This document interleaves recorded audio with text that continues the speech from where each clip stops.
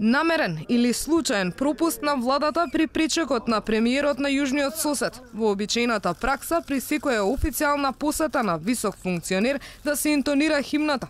Денеска, како да беше укината. Владата не дозволи Ципрас да чуе.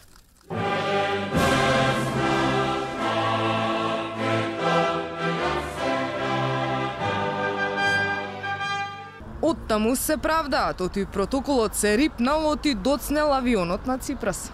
Поради доцнењето при слетувањето на авионот беа изоставени протоколарните свечени активности при дочекот со цел да се добие време за исполнување на работната агенда.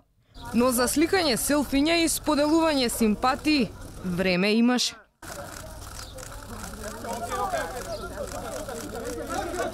Владиниот гласноговорник Бошњаковски во неколку наврати уверуваше дека нема да се менува ништо во химната. Химната апсолутно нема да се чепка по ниту еден основ. Нема да постои никаква интервенција во текстот на химната на нашата земја. Никаква интервенција. Државната химна беше интонирана при последната посета на високи функционери, како онаа на германската канцеларка Ангела Меркел.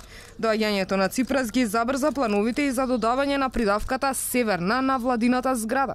Претходно, генералниот секретар на владата велеше дека промената ќе следи дури по изборите. Бидејќи е процедура која што изискува тендерски постапки, може да очекувате по завршување на изборите.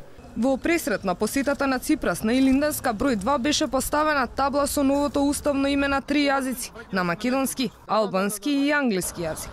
Претходно на врвот на зградата стоеше надпис Влада на Република Македонија, но буквите беа симнати на 11 февруари, откако собранието го смени уставното име.